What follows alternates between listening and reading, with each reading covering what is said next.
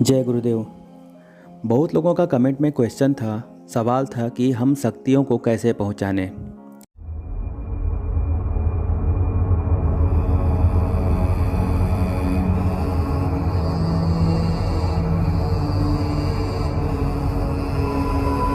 चलिए आज इसके बारे में चर्चा करते हैं और थोड़ी सी कुछ बातें मैं अपने अनुभव के अनुसार मैं आपको बताने की कोशिश करता हूँ।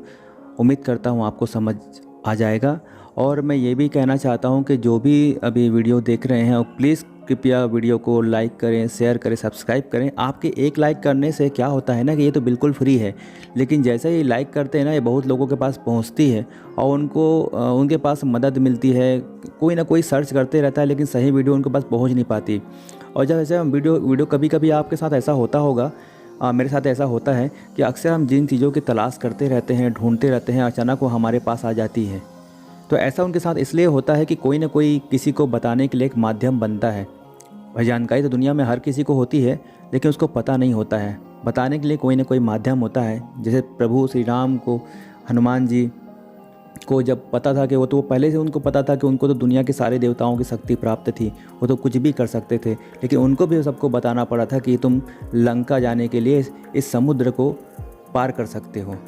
तो बस वैसे ही चीज़ें हैं, पता आप सबको भी होंगी, लेकिन वही है कि मैं बताने का माध्यम बन रहा हूँ और आप लोगों को सही रास्ता बता पा रहा हूँ। शायद आप जो चीज़ जानते होंगे उसमें कुछ करेक्शन कर लेंगे। अब मैं बात करते हैं शक्तियों को कैसे पहचानें। देखिए, शक्तियाँ कई तरह की होती हैं। एक होती हैं सात्विक और एक होती हैं आपकी तामसिक। अब सात्विक में भी दो तरह की होती हैं। एक होती है नॉर्मल अवस्था में, एक होती है उग्र अवस्था में। अब संकल्प आप किस तरह से ले रहे हैं, उसको उग्र अवस्था में ले रहे हैं कि सात्विक की नॉर्मल अवस्था में ले रहे हैं, वो आपके ऊपर डिपेंड करता है कि आप कैसे कर रहे हैं। लेकिन ज़रा मान के चलिए कि अगर आपने उनको जो भोग दे रहे हैं वो तामसिक भोग दे रहे हैं तो वो उग्र अवस्था में आएंगे। जैसे सपोज़ आपको कोई पसंदीदा खाना पसंद है तो आप उसके लिए बहुत ज़्यादा चाव से उसके पीछे भागोगे, या आपको कोई चीज़ें पसंद है, आपको कोई फ़ोन पसंद है तो उसके पीछे आपकी दिलचस्पी बहुत ज़्यादा होगी। वैसे ही उग्र चीज़ों में उनको जो पसंदीदा भोग है वो अगर दिया जाता है तो बहुत ज़्यादा उग्र अवस्था में आते हैं। और कोई भी जब भी जो भी आपके शक्ति हैं, जो शक्ति आपके सामने आ रही हैं, उनकी अवस्था उस पर डिपेंड करती है कि आप उसको क्या भोग दे रहे हो, किस अवस्था में बुला रहे हो।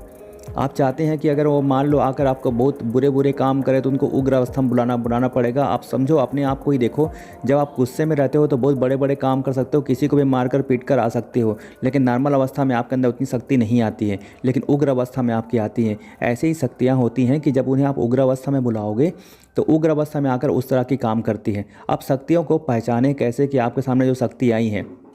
जैसे आप अपने माँ के बारे में कोई गलत वचन नहीं बोल सकते, या उनके बारे में कोई बुरा बोलते हैं, उनके कसम खाकर गलत काम नहीं करते। इंसानों में होता है, लेकिन कभी कभी इंसान धोखा भी दे जाते हैं, लेकिन शक्तियाँ ऐसे नहीं होती हैं। शक्तियों में जब भी आप किसी को बुलाएं, है ना, एक बार वीडियो में किसी ने कमेंट किया है कि आप शक्तियों को लोग बोल रहे हो। उनको ज़रा मैं बता दूँ कि मैं शक्तियों को नहीं बोल रहा हूँ। हमारी क्या औकात कि हम शक्तियों को लोग बोलें। शक्तियाँ तो शक्तियाँ होती हैं, लेकिन जो भूत प्रेत होते हैं वो लोग ही होते हैं, क्योंकि जब भी इंसान मरता है तो सबसे पहले वो प्रेत योनि में जाता है। उसके बाद उसके जो 10 कर्म जो भी होते हैं वो सब करने के बाद उनका निर्णायक ऊपर से होता है कि उसको क्या बनना है, कौन से योनि में जाना है।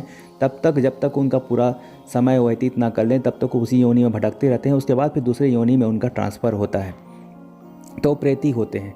आप चाहो तो कोई भी आदमी मरता है, आप उसको 10 दिन के पहले, 15 दिन के पहले मैं आपको ऐसे मंत्र बता दूंगा, जाकर आप उनको उठा सकते हो और उठाकर मनचाहा काम करवा सकते हो। अगर आपके अंदर डेयर है तो मैं बता देता हूँ, कोई बहुत बड़ी बात नहीं है छोटा मोटा काम करना। लेकिन बात मैं यहाँ पर सात्विक चीज़ों को सिखाने आया हूँ, मैं यहाँ पर गलत चीज़ों को सिखाने नहीं आया हूँ। सात्विक चीज़ों से भी बहुत सारी शक्तियाँ प्राप्त की जा सकती हैं और अपने जीवन को अच्छा बनाया जा सकता है। साधना करने का उद्देश्य ये होता है कि अपने जीवन को बहुत ही अच्छे तरीके से जिया जाए और बहुत ही खूबसूरत तरीके से जिया जाए। चलिए, टॉपिक से हम भटक जा रहे हैं। क्या कि हम जब भी अच्छे रास्ते में चलते हैं ना, बहुत सारी रुकावटें आती हैं, तब मैं सबको इग्नोर करके चलता हूँ और कोशिश करता हूँ आप लोगों को एक सही रास्ता और गाइडेंस बता सकूँ।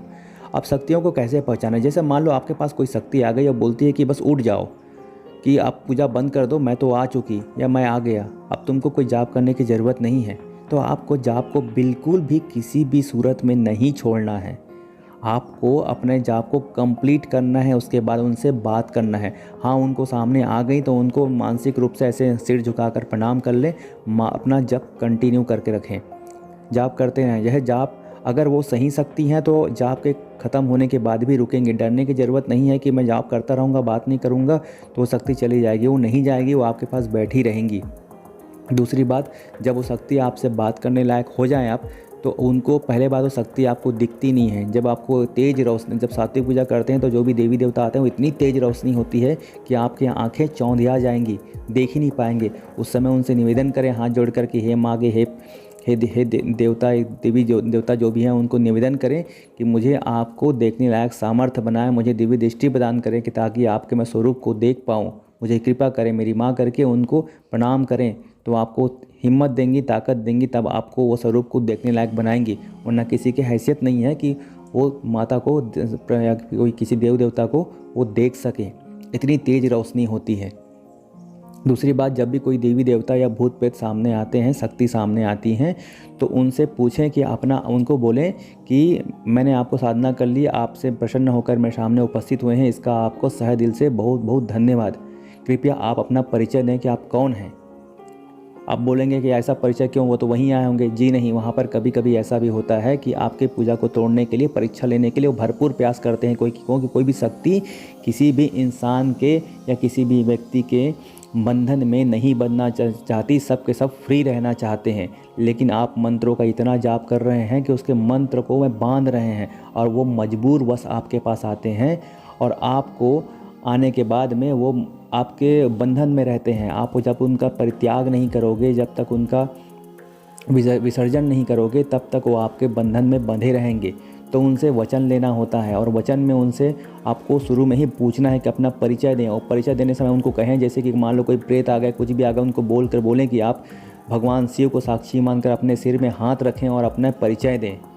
तो अगर वो वाकई में जिसको आप साधना कर रहे हैं वही हैं, तो आप कभी अपने सिर में हाथ रखकर वो आपको नहीं बोलेगा कि मैं शिव जी को साक्षी मानकर नहीं बोलेगा। क्योंकि अगर ऐसा बोलेगा तो वो भस्म हो जाएगा, उसको तकलीफ़ होने लग जाएगी, उसकी पीड़ा बढ़ जाएगी। तो वो पहचानने का तरीका है कि उसको ऐसा वो कभी नहीं करता है या कभी नहीं करती है, ये उसका तरीका होता है। लेकिन इस बात का बिल्कुल भी ध्यान रखें, अगर वो सिर में हाथ रखकर, अपने सिर में हाथ रखकर वचन देती है कि हाँ, बोलती है कि हाँ, मैं इनका साक्षी मानकर, मैं गुरुदेव को या शिव जी को साक्षी मानकर कहती हूँ कि मैं आपने जो साधना किया है मैं वही हूँ, और मैं आपके साधना से खुश होकर आपके सामने आई हूँ, बताओ तुम क्या चाहते हो। तो उनको बोलें कि हे माँ के हे पुरुष, हे जो भी हो, उनको बोलें कि आप मुझे 3 वचन दें। और वचन में, पहले वचन में ऐसा मांगे कि कम शब्दों में ज़्यादा से ज़्यादा सब कुछ मांगने की कोशिश करें। अगर वो हाँ कहती है तो ठीक है, या कुछ में वो कुछ बदलाव करना चाहते हैं तो उनको पूछें कि क्यों नहीं आ सकते। तो हर जगह होते हैं कि कहीं कहीं कोई शक्ति होती है जो मंदिर में प्रवेश नहीं कर सकती, तो आप उसको बोलोगे कि हर स्थान मैं जहाँ चाहूँ वहाँ, जहाँ बुलाऊँ वहाँ, हर जगह आपको आना होगा, तो वो नहीं आ सकते। वो बोलेंगे मंदिर में प्रवेश नहीं कर सकते, मैं यहाँ प्रवेश नहीं कर सकते। तो उस समय आपको हाँ कह देना चाहिए। आपको बुलाना है तो आप मंदिर से बाहर निकल के बुलाओ, मंदिर में ही क्यों बुलाओगे, है ना। और अपने परिवार को सेफ्टी करना भी इसलिए ज़रूरी है, क्योंकि कमेंट में आ रहा था कि परिवार इसलिए क्योंकि पूजा तो आप कर रहे हो, नुकसान आप ही को पहुंचाएंगे। वो जहां पर आपने वचन को तोड़ा वहां पर दुर्घटना घटी। लेकिन परिवार को इसलिए बोला जाता है कि कभी कभी आपसे कोई गलती हो गई तो आपसे जुड़े हुए परिवार के लोग हैं, तो उनकी भी सेफ्टी रखना बहुत ज़रूरी है। क्योंकि वो वचन नहीं तोड़ते हैं, इंसान तोड़ देंगे, लेकिन वो वचन कभी नहीं तोड़ते हैं। इस बात का ख्याल रखें। दूसरा चीज़, वचन को, शक्ति को पहचानने का यही तरीका होता है। उनको वचन दिलाएं कि उनको बोलें कि आप कसम खाकर कहें कि आप वही शक्ति हैं। मैं कैसे मानूं, मैं तो एक तुच्छ सा इंसान हूं, मैंने तो इस देव की साधना की है और उसे प्राप्त करने के लिए मैं साधना जप कर रहा था। लेकिन यहाँ पर तो बहुत सी शक्तियाँ परीक्षा लेने के लिए आती हैं, तो आप अपना परिचय दें। अगर वो सिर में हाथ रखकर अपना परिचय देती हैं कि वो सही हूँ, तभी आपको पहचानना है कि वही हैं, तब आपको वचन लेना है।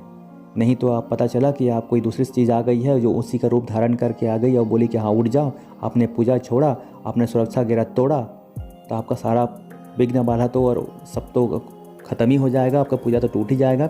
साथ ही आप किसी तरह का पागलपन के शिकार भी हो सकते हैं। तो शक्तियाँ कोई ऐसी मजाक नहीं है कि कोई भी आए कभी भी कर ले, बहुत सारी चीज़ों को देखना पड़ता है। उम्मीद करता हूँ आपको वीडियो पसंद आ रही होगी। वीडियो पसंद आ रही है तो प्लीज़ आपसे निवेदन है कि वीडियो को लाइक करें, शेयर करें, सब्सक्राइब करें। कुछ भी सवाल होता है पूछें, गलत मत करें। मेहनत बहुत लगती है पूजा करने में, सामान्य बात नहीं है कि ऐसे नहीं कि हमने कोई लड्डू उठाया और खा लिया और मज़ा आ गया, ऐसा कुछ भी नहीं है। पूजा करने में बहुत मेहनत लगती है। जैसे ही आप घर में आपको मैं कोई बुक पढ़ने के लिए टीवी देखने के लिए बोलूँगा तो आप सुबह से लेकर शाम तक देख लेंगे, आपको कोई नींद नहीं आएगी, बड़ा इंटरेस्ट से देखेंगे। लेकिन जैसे ही मंत्रों का जाप शुरू होता है, नींद आने लगेगी, ओमाही आने लगेगी, आपका शरीर टूटने लगेगा। जैसे उठेंगे तो ऐसा लगेगा जैसे 3-4 घंटे की आपने बहुत बड़ी मेहनत कर ली है, बहुत थक गए हैं, शरीर टूट जाता है। और जहाँ पर 21 दिनों की 20 दिनों की जाप होती है वहाँ पर भी शरीर टूटता है। आप नॉर्मल अपने बेड में चेयर पर बैठकर एक हनुमान जी का चालीसा ही पढ़ लीजिए, आपको कोई फ़र्क नहीं पड़ेगा। लेकिन जैसे संकल्प करके जैसे ही पढ़ना शुरू करते हैं, वो थकाने लगता है, वो तोड़ने लगता है। और इसलिए होने लगता है कि आपको ये समझ में आ जाना चाहिए कि उसका प्रभाव शुरू हो चुका है, उसने अपना प्रभाव दिखाना शुरू कर दिया है। मंत्र काम करते हैं। लोगों को लगता है कि आप पुस्तक से देख के बता रहे हो। ये मुझे बताइए, क्या मंत्र कोई खुद बनाता है क्या? मंत्र तो पुस्तकों से ही मिलता है ना। लेकिन मंत्र को पुस्तक क्या हमको गुरुजियों ने दिया है तो गुरुदेव ने मंत्र खुद बनाया है? नहीं, सब पुराणों से मंत्र प्राप्त होते हैं। और बहुत कम ऐसे होते हैं कि आपके स्वप्न में आपको मंत्र दिए जाते हैं। और सब स्वप्न में कुछ मंत्र ऐसे होते हैं जिनको बताया नहीं जाता। अगर बता दूंगा तो मेरा उस दिन से ऐसा अहित होना शुरू हो जाएगा कि मैं बर्बाद हो जाऊंगा, क्योंकि मैंने वचन लिया है कि मैं किसी को नहीं बताऊंगा। कभी कभी साधनाओं से ऐसे भी खुश हो जाते हैं कि गुरुदेव खुद आपको सपने में आकर सारी साधनाएं पूर्ण कराते हैं। आपकी साधना इधर पूरी नहीं हुई है, लेकिन सपने में आके संपूर्ण साधना को गुरुजी खुद अपने सानिध्य में बैठकर पूरा कराते हैं। और उठने के बाद आपको, नींद से बाहर आने के बाद आपको सब याद रहता है। तो ऐसी बहुत सारी चीज़ें हैं जो लोगों को समझ में नहीं आती। बस आ जाते हैं, देखते हैं और कुछ भी लिखना शुरू। लिखने से कुछ नहीं होता साहब, करके देखिए फिर बताइए। उम्मीद करता हूँ आपको वीडियो पसंद आया होगा। अपना ख्याल रखिए। फिर से मिलते हैं एक और दुर्लभ वीडियो के साथ में। तब तक के लिए जय गुरुदेव।